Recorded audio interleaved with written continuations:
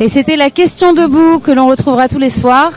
Nous sommes maintenant avec Dominique Grange, qui est une chanteuse engagée et qui voudrait nous présenter une de ses chansons. Dominique, raconte-nous l'histoire de cette chanson. Cette chanson s'appelle « Détruisons le mur ». Je l'ai écrite au retour d'un voyage en Cisjordanie occupée, à Ramallah, où j'étais allée chanter en 2010. Elle est mon témoignage de ce que j'ai vu, de ce que j'ai entendu, des Palestiniens qui vivent dans ces conditions inhumaines, l'occupation, l'apartheid au quotidien, les difficultés pour circuler, pour aller travailler, pour aller à l'université. Et ce que j'ai entendu beaucoup de leur part, c'est racontez ce que vous avez vu, dites-le en France quand vous rentrerez. Dites aussi aux gens de venir nous voir pour être témoins à leur tour de ce qu'on vit. Et je me suis vraiment sentie interpellée par ça et dans l'obligation politique d'en rendre compte à travers une chanson. Évidemment, on peut considérer que c'est un véhicule un peu léger, la chanson, quelque chose de pas très sérieux. Ça tient dans quelques minutes, encore que celle-ci soit un peu longue. Mais pour moi, la chanson, c'est une arme. Je suis une chanteuse résolument engagée depuis plusieurs décennies. Je viens de mai 68. Je suis engagée dans le soutien à la Palestine, dans la campagne pour le boycott, BDS, et d'une façon générale dans les campagnes et dans les luttes pour les droits de l'homme. Donc tout ce qui se passe ici me concerne, me va. C'est la convergence des luttes. Comment elle s'appelle cette chanson ? Elle s'appelle « Détruisons le mur ». Alors on regarde « Détruisons le mur ».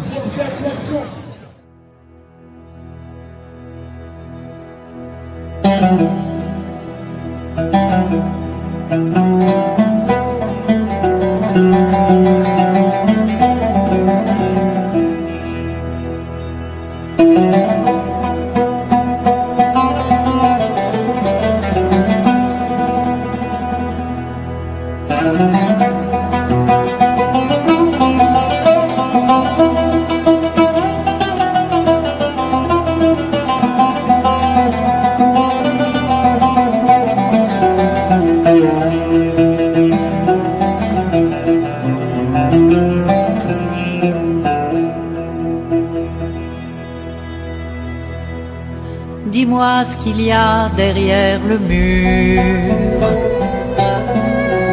qui balafre notre horizon et qui défigure la nature avec ses plaques de béton. Petit, il y a nos oliviers, nos puits, nos sources, nos collines et nos villages abandonnés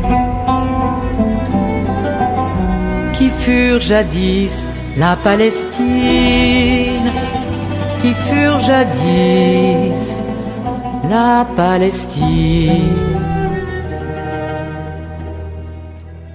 Dis-moi où est passée la mer que l'on apercevait au loin avant qu'il s'empare de nos terres, depuis Gaza jusqu'au Jourdain.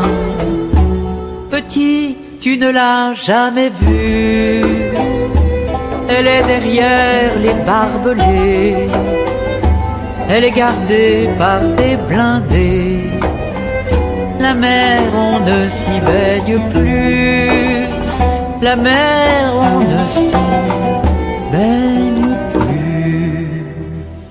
Détruisons le mur de séparation, halte à l'apartheid, à l'occupation. L'exil de nos frères bientôt finira, Palestine vivra, Palestine vaincra.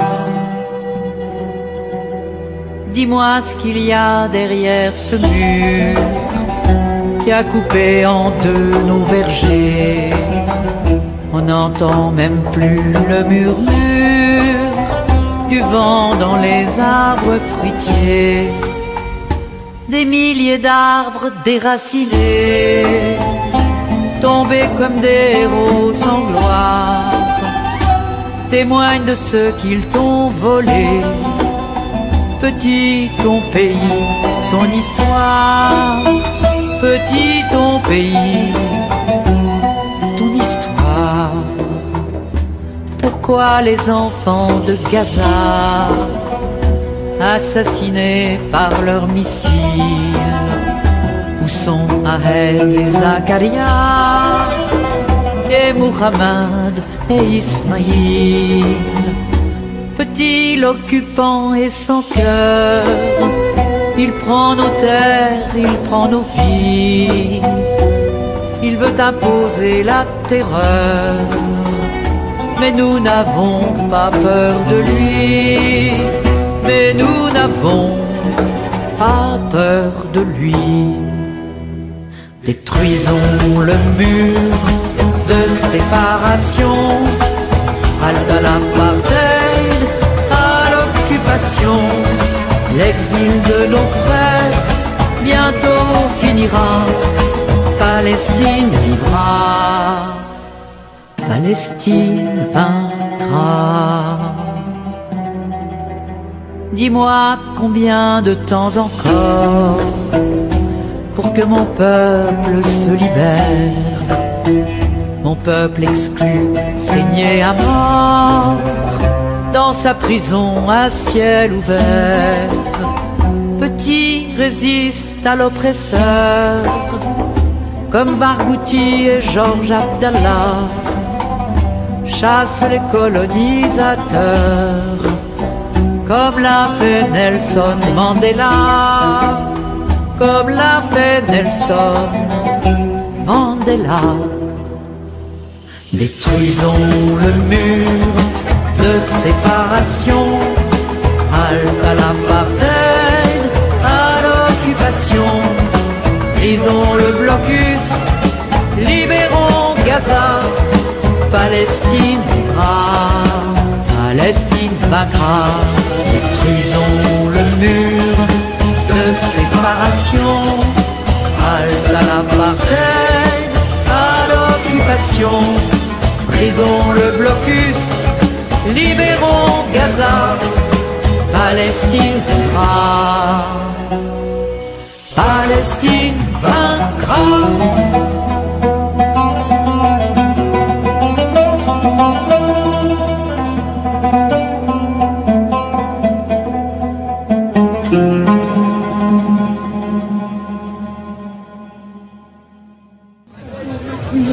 C'était donc Détruisons le mur. Détruisons le mur, oui, je pense que c'est notre affaire à tous. Pas seulement... les murs, en fait. Là, il s'agit du mur qui ceinture la Cisjordanie occupée, qui est d'ailleurs qui va être prolongé, qui fait déjà plusieurs centaines de kilomètres, qui enferme tout un peuple comme une prison à ciel ouvert, puisque les gens peuvent pas sortir comme ils le veulent, et que vraiment un des droits qu'on a à la naissance quand on arrive sur cette terre, c'est de pouvoir la parcourir à tout moment. Eh bien, il faut savoir que les Palestiniens ne peuvent pas le faire. Nous, on a été occupés pendant 4 ans par les nazis. Je ne compare pas les Israéliens aux nazis. Oui, je fais une différence entre l'État, le régime politique et le peuple israélien. Mais l'occupation, c'est intolérable. C'est intolérable d'avoir des gens qui vous interdisent d'aller où on veut aller, que ce soit à l'université, à l'usine ou ailleurs. Se déplacer, voyager, aller voir de la famille. Tout ça, ce sont des droits qui ont été spoliés, les droits des Palestiniens, les droits d'être dans leur pays, les droits aussi pour leur peuple en exil, de revenir quand ils voudraient. Ce droit au retour qui est également un droit qui est violé quotidiennement. C'est délicat ce sujet quand même, parce que on a toujours le sentiment que il y a un espèce d'amalgame qui est fait, c'est-à-dire qu'il est délicat de contester les actions d'un gouvernement et que le peuple du coup se sent rejeté. Je parle du peuple israélien, je parle des gens qui sont associés à ça. Évidemment, le problème est que tout le monde a des droits, tout le monde a droit à une terre. Comment on fait pour la partager? C'est sensible quand même, c'est particulier. Oui, mais par exemple, le mouvement de boycott des produits israéliens est venu d'organisations israéliennes. Donc, elle est venue du peuple juif lui-même. Et ces diverses organisations ont demandé le soutien à l'étranger d'autres organisations qui sont donc boycott, désinvestissement, sanctions. Et c'est parce que de l'intérieur, ils ne pouvaient pas y arriver. Bon, mais eux-mêmes sont juifs. Oui, c'est-à-dire que c'est le problème véritablement, finalement, c'est le déséquilibre entre les forces, entre les réactions. Bien c'est-à-dire qu'il y a un... Bien sûr. Il y a un déséquilibre de moyens dans la défense des uns et des autres. Tout à fait. Il y a quand même un gouvernement d'extrême droite en Israël qui opprime une partie de la population israélienne qui est de gauche et qui aspire à autre chose, qui aspire à une égalité sociale, à une justice, etc. Donc on peut pas traiter le problème en disant le boycott, etc. Ce sont des réactions racistes, antisémites, etc. Non, on ne peut pas faire l'amalgame entre antisémitisme et être contre les pratiques d'un État. Voilà, antisionisme et antisémitisme, pardon.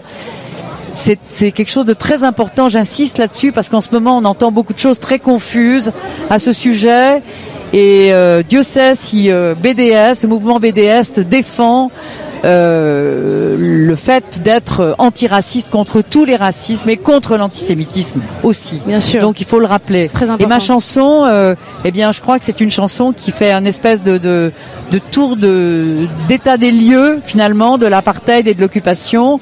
J'y évoque évidemment aussi les bombardements à Gaza de juillet 2014. Puisque j'avais commencé d'écrire cette chanson quand les bombardements ont eu lieu et que ici même nous n'avons pas pu faire grand-chose puisque le gouvernement de Hollande nous a interdit de manifester. Enfin, faut se rappeler de ça quand même. Cette fameuse liberté d'expression qu'on a soi-disant en France, eh bien là, elle a été sacrément écrabouillée. Dominique, t'es chanteuse engagée depuis très longtemps, du coup. Oui, très longtemps. Je suis engagée depuis 68 a été pour moi une époque un moment de basculement. T'étais impliquée dans les Oui, j'étais très impliquée, j'ai arrêté tout ce que je faisais avant, c'est-à-dire j'ai arrêté de chanter pour le métier comme on disait, le showbiz. J'ai plus pensé jamais à une carrière, ça m'a plus jamais effleuré. Pour moi, c'était chanter, ça signifiait me servir de cette arme qu'est la chanson, de ma guitare, aller dans les usines occupées. En mai 68, je faisais que ça, avec plein d'autres chanteurs d'ailleurs. Beaucoup de chanteurs rive gauche, comme on disait, qui chantaient dans les petits cabarets, qui avaient des textes déjà sinon engagés, en tout cas des textes lucides, satiriques, et puis les choses se sont radicalisées. Quoi, Non, c'était mieux que chansonnier, c'était souvent des textes très poétiques aussi. Il y avait Ferrat, il y avait Ferré, il y avait des gens très connus et puis d'autres moins connus. Et on a créé un comité de grève active, c'est-à-dire on a dit on peut pas se contenter nous d'être en grève et de rien faire, on est des privilégiés, on sait faire quelque chose qui est chanter. Et ben ça on peut l'apporter, ça peut être le soutien aux grévistes qui occupent les usines. Et à partir de ce moment-là, on avait fait à la Sorbonne un comité révolutionnaire d'action culturelle qui s'est développé de jour en jour et on passait notre temps dans les usines occupées. On n'avait plus d'essence parce qu'il y avait plus d'essence. Oui, les robinets avaient été coupés. Donc on se déplaçait, on allait dans une usine. Là, on nous donnait 1 litre ou 2 d'essence, souvent. Bien sûr, tout ça était évidemment entièrement de la solidarité, donc gratuit. Et puis jusqu'à la fin du mouvement. Alors évidemment, moi, quand je vois la place ici de la République, quand je vois qu'est-ce que j'allais te demander en fait, c'est qu'est-ce que tu penses de ce que tu vois ici par rapport à 68, je crois que c'est très difficile d'établir une comparaison. Il y a une liberté de parole qui est... Sans chercher à comparer, juste dans le ressenti des énergies, puisque notre génération, en tout cas, nous, on a des récits longs sur mai 68, mais on a du mal à en appréhender un peu les énergies, les couleurs, Moi, je trouve qu'il y a à la fois des similitudes et des différences importantes. D'abord, les espaces de parole, ils étaient quand même confinés au quartier latin, à la Sorbonne, à l'Odéon. Mais c'était des vrais espaces de parole. Beaucoup d'ouvriers grévistes des usines, des banlieues autour de Paris venaient discuter. C'était vraiment un forum incroyable, incessant et à partir du moment où il y avait plus d'essence, c'était dans tout Paris comme ça. Les gens se sont répandus, se parlaient, se tutoyaient. Il y avait une fraternité. Il y a eu une fraternité. Aussi, du coup. Oui. Ouais. Mais c'est ça que j'aime. Et il y a longtemps qu'on attend que quelque chose de cette nature se passe. En tout cas, moi, j'attends que ressurgisse mai 68, même sous une autre forme. Mais tout le monde nous parle de ça, mais c'est vrai qu'on se demande s'il y avait le même élan de volonté de refonte complète du système régalien, du système de gestion d'élection. Il y a vraiment un changement de paradigme complet, c'est-à-dire certains parlent d'une nouvelle république, mais certains ne parlent même pas d'une nouvelle république, mais de complètement réinventer un système de fonctionnement. C'est les premiers pas de quelque chose qui mènera peut-être quelque part, mais dont on a du mal à savoir quelle est la destination finalement. Oui. Je crois qu'il y avait quand même tout ça, mais il y avait énormément de colère aussi, parce que la répression, dès le début du mouvement, la répression a été violente. Elle a été réellement très très violente, toutes les nuits de barricades. Moi j'ai un souvenir de ces nuits d'une sauvagerie totale de la part des CRS et des gardes mobiles qui sont arrivés après, qui sont quand même, ne l'oublions pas, des militaires, donc qui sont armés. Il y avait parallèlement à ça il y a eu la visite de Gaulle à Massu en Allemagne et aux troupes françaises stationnées en Allemagne pour probablement, ce qu'on a évoqué comme ayant été une sorte de conseil de guerre et savoir comment l'armée réagirait si le mouvement était écrasé. Donc, c'était quand même plus répressif, plus agressif que ce qu'on vit ici. Oui, très répressif. Même si on sait qu'il y a eu des affrontements aussi. Alors c'était la droite qui était au pouvoir. Fort heureusement un peu calmé ces derniers temps. Oui, mais si tu veux, la droite était au pouvoir. Donc la droite n'a pensé qu'à une chose, c'est écraser le mouvement. On doit dire aussi que les centrales syndicales ont bien joué leur rôle. Pour l'écraser aussi très très rapidement. Les reprises du travail où les ouvriers pleuraient en disant on veut aller plus loin, on veut pas seulement la satisfaction des revendications, on veut aussi supprimer la hiérarchie, les petits chefs, les cadences. On veut vivre du coup il y a quand même autrement. Une similitude avec ce qu'on a là. Tout à fait. Et ça les centrales syndicales, les bureaucraties syndicales ont une responsabilité historique dans l'écrasement du mouvement. Pas seules, mais elles l'ont. Et on a vu les reprises, on a vu les ouvriers déchirer leurs cartes des syndicats, pleurer quelquefois. Je vais devoir juste te demander de nous faire une petite synthèse. Je suis désolée, mais on va retourner vers l'AG un petit peu parce qu'on a très peu diffusé d'images de l'AG ce soir. Qu'est-ce que tu dirais aux générations qui aujourd'hui viennent, se réunissent tous les jours, tentent de changer des choses? Quelle est la chanson que tu leur écrirais? Je leur dirai rien parce que je considère que ce mouvement leur appartient. Elles sont à l'origine de cette dynamique formidable. Je les écoute plutôt. J'ai envie de les écouter, d'écouter ce qu'elles ont à nous dire. Mais si je devais leur chanter une chanson, je leur chanterais une chanson que j'ai écrite en mai 68 et qui s'appelle À bas l'État policier. Et elle dit quoi brièvement, en quelques mots, quelques phrases, vas-y. Elle commençait par « Puisque la provocation, celle qu'on n'a pas dénoncée, ce fut de nous envoyer en réponse à nos questions, vos hommes bien lunettés, bien casqués, bien boucliers, bien grenadés, bien soldés, nous nous sommes mis à crier « À bas l'État policier ». Merci Dominique, c'était génial. Merci d'être venu. Merci à toi. Merci.